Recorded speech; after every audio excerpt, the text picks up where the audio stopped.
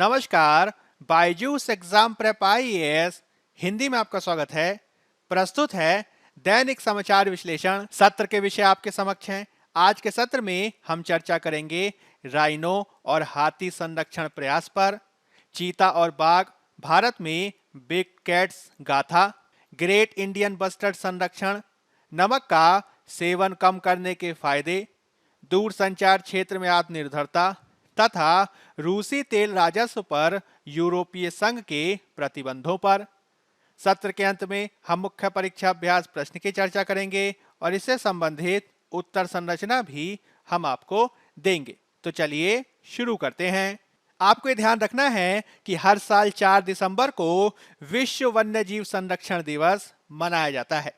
यह पृथ्वी के लुप्त प्राय वनस्पतियों और जीवों के संरक्षण के महत्व के बारे में जागरूकता बढ़ाने के लिए मनाया जाता है। इस दिवस को मनाने का उद्देश्य वन्य जीवों के मुद्दों के बारे में जन जागरूकता को बढ़ाना और लोगों को उनके संरक्षण के लिए प्रोत्साहित करना है। आप ये ध्यान रखेंगे कि जब हम बात करते हैं वन्य जीव शब्द की, तो यह शब्द उन जीवों को संदर्भित करता है जो मनुष्यों के हस्तक्षेप के बिना जंगल में बढ़ते हैं और रहते हैं। आपको यह भी ध्यान रखना है कि पृथ्वी विभिन्न प्रकार की प्रजातियों का घर है, जिनमें से कुछ विलुप्त होने के कगार पर है। इसके संदर्भ में आप international union for conservation of nature यानी IUCN के कुछ आंकड़े याद रख सकते हैं, जिनके अनुसार जंगली जीवों और वनस्पतियों की लगभग 8,400 प्रजातियां गंभीर रूप से संकटग्रस्त हैं। इसके अलावा अतिरिक्त 30,000 प्रजातियां लुप्त प्राय या कमजोर हैं। कुछ प्रजातियों को तो विलुप्त ही माना जा रहा है। अनुमानों के अनुसार 10 लाख से अधिक प्रजातियां विलुप्त होने के कगार पर हैं। इसी वजह से इस दिवस का प्राथमिक लक्ष्य इन प्रजातियों को बाह्य खतरों से बचाना और उनकी रक्षा करना है। इस प्रकार हमारे पारिस्थितिकी तंत्र के संतुलन को बनाए रखने के लिए वनस्पतियों और जीवों की भलाई को प्रभावित करने वाले महत्वपूर्ण मुद्दों पर भी ध्यान देना महत्वपूर्ण है। इस दिवस के उपलक्ष्य में ही हम कुछ महत्वपूर्ण जीवों पर आज चर्चा करेंगे, जिन्हें भारत में संरक्षित किया गया है और उनके बेहतर संरक्षण के उदाहरण भी हमें प्राप्त होते हैं। इन जीवों में हम एक सींग वाले गैंडे की चर्चा करेंगे, हम भारतीय हाथी की चर्चा करेंगे और साथ ही चीता परियोजना और भारत में बाघों की स्थिति को भी चर्चा में लेंगे। इसके अलावा हम भारत में ग्रेट इंडियन बस्टर्ड के संरक्षण प्रयासों पर भी बल देंगे। तो चलिए शुरू करते हैं। सबसे पहला आलेख आपके समक्ष है। इसे पेज नंबर 12 से लिया गया है और इसका संबंध GS पेपर 3 में पर्यावरण से है। मुख्य रूप से हम इसमें चर्चा करने जा रहे हैं राइनो और हाथी के संरक्षण प्रयासों पर। दुनिया भर में पर्यावरण संरक्षकों ने काजीरंगा राष्ट्रीय उद्यान, जो असम में विद्यमान है, इसे 2005 में सबसे बड़ी संरक्षण सफलता की कहानी कहा, जब इसने अपने 100 साल पूरे किए। इसको ज्यादातर श्रेय राइनो सुरक्षा बल को दिया गया, जो कथित तौर पर शिकारियों को देखते ही उन्हें गोली मार देता है। इसके तहत 2012-13 के बाद से लगभग 1300 वर्ग किलोमीटर टाइगर रिजर्व की इस सीमा के भीतर अनाधिकृत प्रवेश के लिए 55 से अधिक हथियारबंद लोगों को मारा गया है। इस पृष्ठभूमि में यदि हम काजीरंगा राष्ट्रीय उद्यान में एक सींग वाले गैंडे की आबादी को समझने का प्रयास करें, तो आपको ये ध्यान रखना होगा कि जब 1905 में काजीरंगा को संरक्षित क्षेत्र बनाया गया था, तब एक सींग वाले गैंडों की आबादी यहाँ पे लगभग केवल 1 दर्जन ही बची थी। हालांकि 2022 की राइनो रिपोर्ट ये बता रही है कि काजीरंगा में इनकी संख्या बढ़कर लगभग 2613 हो गई है, जो भारत और नेपाल के विभिन्न स्थानों में पाए जाने वाली गैंडों की कुल आबादी का 65% से भी ज्यादा प्रतिनिधित्व करती है। वहीं 10 साल पहले इनकी जो आबादी थी वह लगभग 2454 थी। हालांकि संरक्षणवादी कई बार यह भी कहते हैं कि गैंडों पर बहुत ज्यादा ध्यान दिया जा रहा है, लेकिन वे इस बात से भी सहमत हैं कि इससे अन्य जंतुओं को भी लाभ हुआ है। जैसे कि बाघों की संख्या भारत में अन्य जगहों की तुलना में असम में ज्यादा तेजी से बढ़ती देखी जा रही है। इसमें 2010 की एक गणना में कहा गया है कि काजीरंगा में दुनिया में बाघों का उच्चतम घनत्व पाया जाता है जो प्रति 100 वर्ग किलोमीटर में लगभग 32 है। आपको ध्यान रखना है कि अवैध शिकार से राइनो को बचाया जा सके, इसके लिए अनेक उपायों को अपनाया गया है। राइनो विशेषज्ञों के अनुसार भारत और नेपाल में इसके संदर्भ में अधिक जनशक्ति को लगाया गया है। इसके अलावा अवैध शिकार विरोधी तंत्र को भी मजबूत किया गया है। फ्रंट लाइन कर्मचारियों का क्षमता निर्माण किया गया है। उन्हें बेहतर प्रकार के लड़ाकू उपकरण दिए गए हैं, जिससे राइनो की रक्षा करने में मदद मिली है। इसके अलावा गैंडों से जुड़ी स्थानीय भावनाएं भी हैं, जिससे मारे गए गैंडों की संख्या में तेज गिरावट देखी गई है। जैसे कि 2013-14 में यह संख्या 54 थी और 2021-22 में संख्या घटकर एक ही विद्यमान रह गई है। विशेषज्ञों के अनुसार यद्यपि अवैध शिकार तथा म्यांमार और दक्षिण पूर्व एशिया में अवैध वन्यजीव व्यापार गैंडों के लिए एक बड़ा खतरा है, किंतु पिछले एक दशक में गैंडों के क्षेत्र वाले घास के मैदानों में जो विदेशी आक्रामक पौधों की प्रजातियां भी देखी गई हैं, वह भी एक बड़ा खतरा बनकर उभरी हैं, जिसे ध्यान रखे जाने की आवश्यकता है। गैंडों के अलावा यदि हम एशियाई हाथियों के संरक्षण के प्रयासों को समझने का प्रयास करें, तो आपको सबसे पहले तो ये बात ध्यान रखनी होगी कि भारत लगभग 60% एशियाई हाथियों का घर है और इस संदर्भ में 2017 की जनगणना बताती है कि भारत में हाथियों की संख्या लगभग 30,000 है। हालांकि कुछ वर्षों में भारत में हाथियों की संख्या में वृद्धि हुई है, फिर भी इस प्रजाति को IUCN रेड लिस्ट में लुप्त प्राय के रूप में वर्गीकृत किया गया है। साथ ही वन्य जीव संरक्षण अधिनियम की अनुसूची 1 में भी इसे सूचीबद्ध किया गया है, जो इसे संरक्षण का सर्वोच्च दर्जा प्रदान करता है। हालांकि इसके बावजूद इसमें कुछ चुनौतियां हैं जो आपको ध्यान रखनी है, जैसे कि भूमि पर पाए जाने वाले इस सबसे बड़े स्तनपायी पर अवैध शिकार और मनुष्यों के साथ संघर्ष का लगातार खतरा मंडरा रहा है। हालांकि हाथी दांत के लिए अवैध शिकार की घटनाओं में कमी आई है, किंतु मानव हाथी संघर्ष बढ़ रहा है, जिससे हर साल औसतन 500 व्यक्ति और 100 हाथी मारे जाते हैं। हाथियों के जनसंख्या वितरण के संदर्भ में आप यह भी ध्यान रखेंगे कि भारत में हाथियों की आबादी समान रूप से वितरित नहीं है, क्योंकि दक्षिण के जो राज्य हैं, जिसमें कर्नाटक, केरल, आंध्र प्रदेश, तमिलनाडु आदि महत्वपूर्ण है, उनमें हाथियों की आबादी का लगभग 44% हिस्सा पाया जाता है। यानी इन क्षेत्रों में संरक्षण उपायों को ज्यादा बेहतर तरीके से अपनाए जाने की आवश्यकता है। इसके अलावा आप ये ध्यान देंगे कि हाथियों के आवासों के विखंडन और रेलवे और सड़कों के निर्माण के साथ साथ बिजली के बुनियादी ढांचे के कारण भी कई हाथियों की मौत देखी गई है। भूमि उपयोग में परिवर्तन, विशेष रूप से वन क्षेत्रों को कृषि क्षेत्र में बनाए जाने से भी संघर्ष बढ़े हैं। हालांकि इसी के समकक्ष संरक्षण प्रयास भी किए गए हैं, जैसे कि पर्यावरण मंत्रालय ने 1992 में हाथियों के प्राकृतिक आवासों में लंबे समय तक जीवित रहने को सुनिश्चित करने के लिए प्रोजेक्ट एलिफेंट को शुरू किया। 2022 में अगस्त मलाई एलिफेंट रिजर्व होने के साथ ही भारत में हाथी रिजर्व की संख्या 32 हो गई है। इसके अलावा एलिफेंट कॉरिडोर्स यानी हाथी गलियारे भी बनाए गए हैं, जो हाथियों को उनके आवासों के बीच सुरक्षित आवागमन करने की अनुमति देते हैं। अब तक इस प्रकार के लगभग 101 एलिफेंट कॉरिडोर की पहचान की जा चुकी है, जिन्हें हाथियों के संरक्षण के लिए सुरक्षित किए जाने की आवश्यकता है। अब हम बात कर लेते हैं पेज नंबर 12 में दिए गए एक अन्य आलेख की, जिसका संबंध जीएस पेपर 3 में पर्यावरण से है। मुख्य रूप से हम इसमें चर्चा करेंगे चीता और बाघ भारत में बिग कैट्स गाथा पर। इस साल भारत में नामीबियाई चीतों के आगमन को चिन्हित किया गया, जो आजादी के बाद देश में चीतों का पहला अंतर महाद्वीपीय स्थानांतरण रहा। इसके तहत सितंबर को नामीबिया से मध्य प्रदेश के कूनो नेशनल पार्क में 8 चीतों को एक महत्वाकांक्षी परियोजना के हिस्से के रूप में भेजा गया। उन्हें प्रधानमंत्री जी के द्वारा कूनो नेशनल पार्क में एक क्वारंटाइन क्षेत्र में छोड़ा गया। आगे चलकर सरकार ने एक और कार्यक्रम को लागू करने के लिए एक टास्क फोर्स की स्थापना की है, जिसके तहत भारत में रह सकने वाले कुछ और जानवरों को आयात करने की योजना बनाई गई है।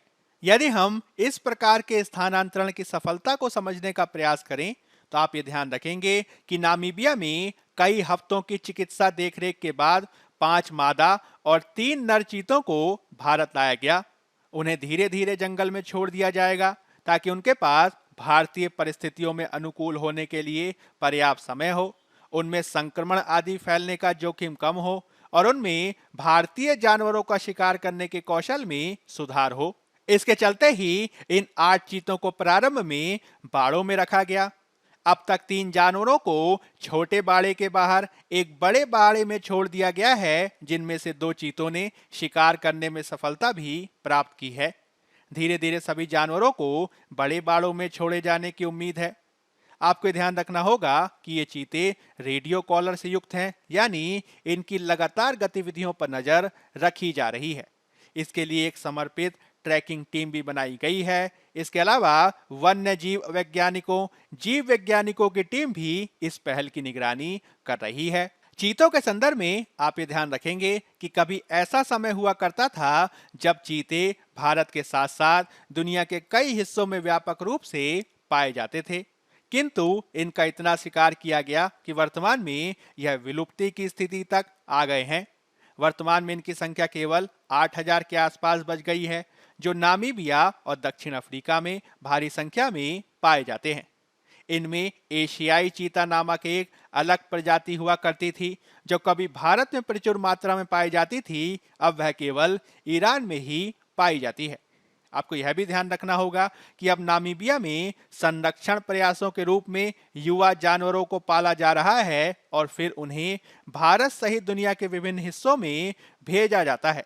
हालांकि चीता के लिए अभी ये शुरुआती दिन है, किंतु विशेषज्ञों ने इस पर ही चिंता जताई है कि कूनो नेशनल पार्क के पास चीता के साथ बाघ और शेरों जैसे अन्य शिकारियों के साथ सह अस्तित्व के लिए सीमित स्थान है, जिस पर कार्य किए जाने की आवश्यकता है। अभी भविष्य में ही देखा जाएगा कि बाघ भारत में किस प्रकार से निवास करते हैं और इसके संदर्भ में किस प्रकार के संरक्षण उपायों को अपनाया जाता है। चीते के साथ ही यदि हम बाघों की आबादी पर बात करें तो आपको ध्यान रखना होगा कि हर 4 साल में भारत पूरे भारत में बाघों की आबादी की जनगणना को करवाता है और नवीनतम अनुमान के अनुसार भारत में बाघों की आबादी लगभग 2900 से अधिक है। अनुमानों के अनुसार बाघों में लगभग 6% प्रति वर्ष की वृद्धि देखी जा रही है और 2014 के बाद से लगभग 89,000 वर्ग किलोमीटर पर इनके कब्जे वाला क्षेत्र स्थिर देखा जा रहा है। इन संख्याओं का अनुमान एक परिष्कृत प्रणाली का उपयोग करके लगाया जाता है, जिसमें कैमरा ट्रैप के साथ गणितीय विश्लेषण के माध्यम से जानवरों की तस्वीर ली जाती है। बाघों के संरक्षण में जो प्रयास किए गए हैं, उसके चलते बाघों की संख्या में भी वृद्धि देखी गई है। जैसे कि 2006 में भारत में लगभग 1400 बाघ थे, 2010 में संख्या बढ़कर 1700 तक गई और 2014 में बढ़कर ये 2200 से अधिक देखी गई है, जो बेहतर संरक्षण उपायों और नए आकलन के तरीकों के चलते हुआ है। भारत के संरक्षण प्रयासों से जो बाघों की संख्या में वृद्धि देखी गई है, उसमें कुछ उपाय आपको याद रखने हैं।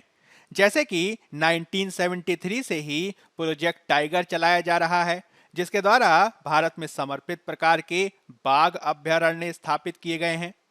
इसके अलावा अवैध शिकार विरोधी उपायों ने भी बाघों के संरक्षण में महत्वपूर्ण भूमिका निभाई है।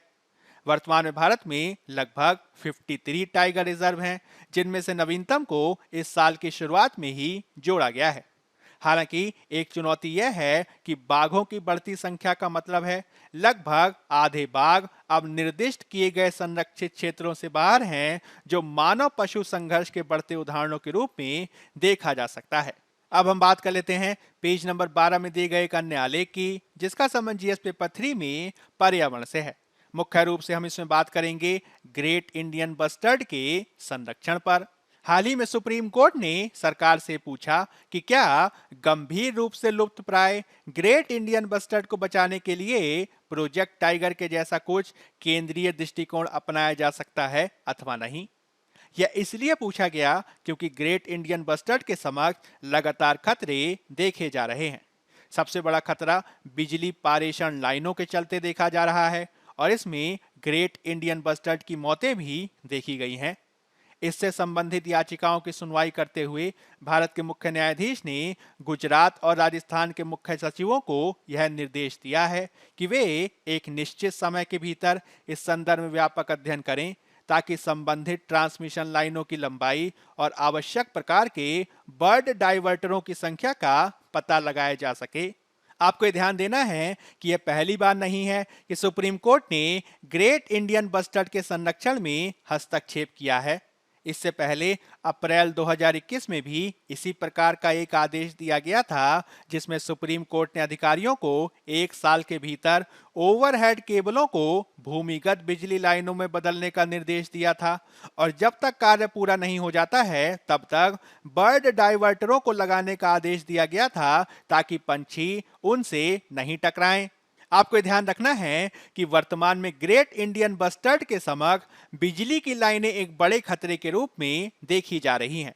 हालांकि ऐसे अनेक खतरे हैं जिसके कारण बस्टर्ड की आबादी में गिरावट आई है, किंतु बिजली की लाइनें में से सबसे महत्वपूर्ण है। दुनिया के विभिन्न हिस्सों में इसको लेकर अध्ययन भी हुए हैं, जैसे कि दक्षिण अफ्रीका में डेनहम बस्टर्ड और स्पेन में ग्रेट बस्टर्ड के अध्ययन ये बता रहे हैं कि बिजली लाइनों के चलते बस्टर्ड की आबादी में उच्च प्रकार की मृत्यु दर दिखाई देती है।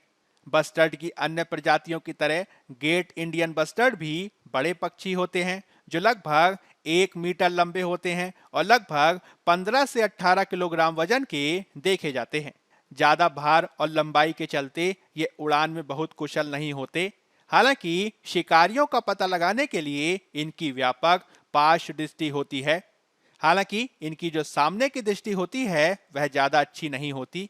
इसी के चलते ये पक्षी दूर से बिजली की लाइनों का पता नहीं लगा सकते और चूंकि ये भारी होते हैं इसलिए उड़ने के दौरान निकट दूरी के भीतर बिजली की तारों को पार करने में विफल रहते हैं। इस प्रकार के लक्षण इन्हें बिजली की लाइनों के साथ टकराव के प्रति संवेदनशील बना देता है। ज्यादातर मामलों में देखा जाता है कि ग्रेट इंडियन बस्टर्ड की जो मृत्यु होती है वह करंट लगने से नहीं बल्कि टक्कर से होती है। इसके संदर्भ में भारतीय वन्य जीव संस्थान का एक अध्ययन ये बताता है कि 2017 से 2020 की अवधि में जो थार का क्षेत्र है वहां पे बिजली लाइन में टक्कर के चलते ग्रेट इंडियन बस्टर्ड के मृत्यु के 6 मामले देखे गए हैं। ग्रेट इंडियन बस्टर्ड के समक्ष विद्यमान इन खतरों को देखते हुए ही इनके संरक्षण के कुछ कदमों को उठाया गया है, जैसे कि इन्हें साइट्स के परिशिष्ट वन में रखा गया है। साथ ही भारतीय वन्य जीव संरक्षण अधिनियम की अनुसूची 1 में भी सूचीबद्ध इन्हें किया गया है। ये IUCN रेड लिस्ट में गंभीर रूप से लुप्तप्राय हैं। इस रूप में ग्रेट इंडियन बस्टर्ड को भारत और विश्व स्तर पर उच्चतम सुरक्षा प्राप्त है। हालांकि इसके बावजूद शुरुआती अनुमान ये बताते हैं कि 1969 में इनकी जनसंख्या 1200 से अधिक थी, किंतु हाल के वर्षों में इसमें 75% से अधिक की गिरावट देखी गई है। ऐतिहासिक रूप से ग्रेट इंडियन बस्टर्ड की जनसंख्या पश्चिमी भारत के 11 राज्यों में वितरित थी, लेकिन आज इनकी जनसंख्या ज्यादातर राजस्थान और गुजरात तक सीमित है। इनकी छोटी आबादी महाराष्ट्र, कर्नाटक और आंध्र प्रदेश में भी पाई जाती है। इस प्रकार से वर्तमान में इनकी कुल आबादी 150 ही रह गई है, जिसमें राजस्थान में ही 128 बर्ड शामिल हैं। इसी के चलते ग्रेट इंडियन बस्टर्ड पर बिजली की लाइनों के प्रभावों को कम करने के प्रयासों के साथ साथ इनके संरक्षण प्रजनन के लिए भी कदमों को उठाया गया है। इसके तहत राजस्थान के जैसलमेर में एक संरक्षण प्रजनन सुविधा बनाई गई है, जिसमें इनके अंडों को कृत्रिम रूप से पाला जाता है। इसके अलावा ग्रेट इंडियन बस्टर्ड के लिए ग्रेट इंडियन बस्टर्ड का पर्यावास सुधार और संरक्षण प्रजनन दृष्टिकोण भी अपनाया गया है, जिसका उद्देश्य ग्रेट इंडियन बस्टर्ड की निश्चित आबादी का निर्माण करना और इनके चूजों को जंगल में छोड़ना है। हालांकि इस पहल में 20 से 25 साल लग सकते हैं। इसी के चलते वैज्ञानिकों के द्वारा राजस्थान में ग्रेट इंडियन बस्टर्ड की प्राथमिकता वाले क्षेत्रों में जो भी बिजली की लाइनें हैं उन्हें हटाने का आह्वान किया गया है। इसके चलते पर्यावरण मंत्रालय ने एक टास्क फोर्स का भी गठन किया है। हालांकि इसके कार्यान्वयन की गति काफी धीमी है, जिस पर कार्य किए जाने की आवश्यकता है। आपको यह भी ध्यान रखना होगा कि ग्रेट इंडियन बस्टर्ड के समक्ष कुछ अन्य खतरे भी विद्यमान हैं। वैज्ञानिकों के अनुसार ग्रेट इंडियन बस्टर्ड बहुत तेजी से प्रजनन नहीं करते और वे जमीन पर ही अपने घोंसले को बनाते हैं। इससे इन प्रजातियों को शिकार और अंडा चुराने वालों से खतरा देखा जाता है। इनके प्रचलित आवास में भी गिरावट आई है, क्योंकि सूखे घास के मैदानों को अन्य उपयोगों के लिए मोड़ा गया है। इसके अलावा विशेषज्ञ कीटनाशकों के संदूषण और शिकारियों जैसे कि लोमड़ी, नेवला, बिल्ली के साथ खुले में रहने वाले कुत्तों और सूअरों की आबादी में भी वृद्धि की चेतावनी को देते हैं, जिससे इनके घोंसलों और चूजों पर दबाव पड़ता है। आपको ध्यान रखना है कि यद्यपि ग्रेट इंडियन बस्टर्ड की अधिकांश आबादी जैसलमेर के डेजर्ट नेशनल पार्क तक ही सीमित है, किंतु इसके संदर्भ में वन्यजीव उत्साहियों का ये मानना है कि संरक्षित क्षेत्र के बाहर अधिक क्षेत्रों को प्रजातियों के लिए उपयुक्त बनाया जाना चाहिए। आपको यह भी ध्यान रखना होगा कि सुप्रीम कोर्ट के द्वारा ग्रेट इंडियन बस्टर्ड के लिए प्रोजेक्ट टाइगर जैसे संरक्षण प्रयास की बात को किया गया है। हालांकि वन्यजीव कार्यकर्ताओं ने इस पर सवाल उठाए हैं, क्योंकि शुष्क क्षेत्र के इस बड़े पक्षी के लिए यह ज्यादा काम नहीं कर सकता है, क्योंकि हमेशा संरक्षित क्षेत्र से बाहर उड़ सकते हैं। इस रूप में विशेषज्ञ गंभीर रूप से लुप्तप्राय इस प्रजाति के समुदाय केंद्रित संरक्षण का ज्यादा आह्वान करते देखे जाते हैं। अब हम बात कर लेते हैं पेज नंबर 11 में दिए गए एक अन्य आलेख की, जिसका संबंध जीएस पेपर 2 में स्वास्थ्य क्षेत्र और जीएस पेपर 3 में विज्ञान और प्रौद्योगिकी से जोड़कर देखा जा सकता है। इसमें मुख्य रूप से हम बात करेंगे नमक का सेवन कम करने के फायदों पर। अमेरिकन कॉलेज ऑफ कार्डियोलॉजी के जर्नल में प्रकाशित एक हालिया अध्ययन में देखा गया है कि दिल के दौरे, दिल की विफलता और स्ट्रोक की उच्च आवृत्ति के साथ भोजन में अधिक नमक की उच्च आवृत्ति दिखाई दी है। अन्य सभी जोखिम कारकों के समायोजन के बाद यह पाया गया है कि यदि भोजन में कम नमक को डाला जाए तो इससे दिल के दौरे और स्ट्रोक कम देखे जाते हैं। यह उन प्रतिभागियों में भी सही पाया गया है जो कि डैश की डाइट को प्राप्त करते हैं। डैश से तात्पर्य है dietary approaches to stop hypertension. आपको ध्यान रखना है कि कार्डियोवास्कुलर घटनाओं को रोकने के लिए डैश की डाइट को सबसे अच्छा आहार माना जाता है। इस प्रकार की डाइट में फलों को लेने, सब्जियों को खाने, कम हल्के मांस का सेवन करने के साथ ही पोल्ट्री, नट्स का सेवन करने, साबुत अनाज खाने की अनुशंसा की जाती है। इसके अलावा संतृप्त प्रकार की वसा, कोलेस्ट्रॉल और चीनी का सेवन कम करने की बात को भी कहा जाता है। हमें ध्यान रखना होगा कि अंतर्राष्ट्रीय स्तर पर WHO हर दिन केवल 5 ग्राम नमक खाने की ही सलाह देता है। हालांकि हमारे देश में दैनिक नमक का सेवन कितना किया जाता है, इसको लेकर विश्वसनीय अध्ययनों की कमी है। हमारे पास अभी जो भी डेटा है वह हर दिन लगभग 10 ग्राम से अधिक की खपत को दर्शाता है, जो अनुशंसित मात्रा से काफी अधिक है।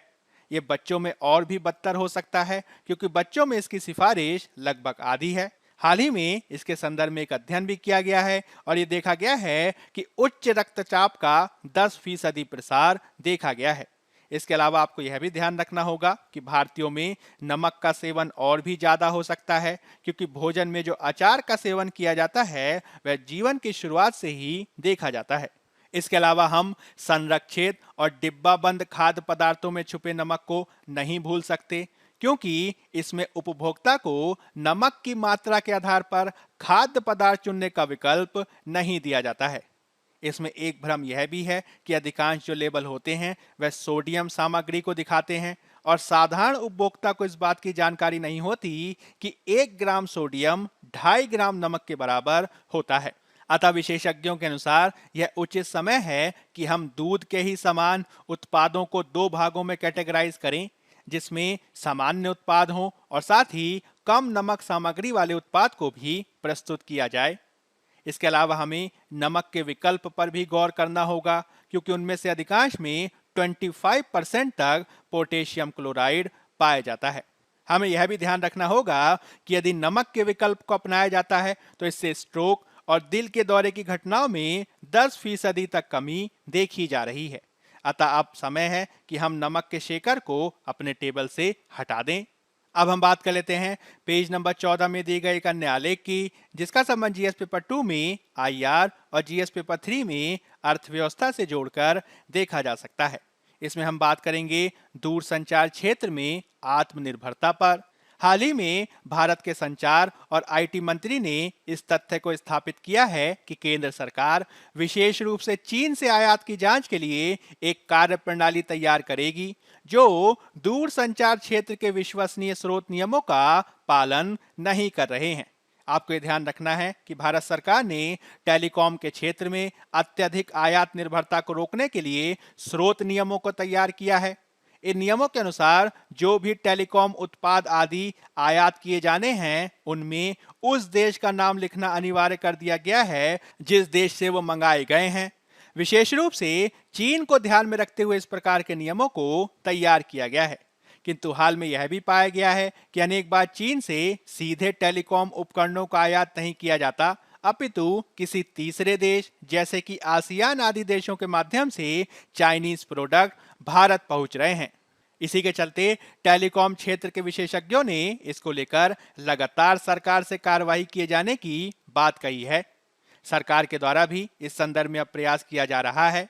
सरकार ने हाल ही में देश में टेलीकॉम क्षेत्र से संबंधित हार्डवेयर उत्पादन को बढ़ावा देने के लिए और देश से इसके निर्यात को बढ़ावा देने के लिए उत्पादन से जुड़ी प्रोत्साहन योजना यानी प्रोडक्शन लिंक्ड इंसेंटिव स्कीम को प्रारंभ किया है। इसके अलावा विभिन्न कंपनियों को बाजार समर्थन प्रदान करने के साथ ही अर्थव्यवस्था में मूल्यवर्धन के लिए 4 से 5 टास्क फोर्स भी स्थापित करने का निर्णय लिया गया है। इसके तहत सरकार सीमा शुल्क विभाग, वित्त मंत्रालय और अन्य मंत्रालय के प्रतिनिधियों के साथ मिलकर काम कर रही है ताकि इस समस्या से निपटा जा सके।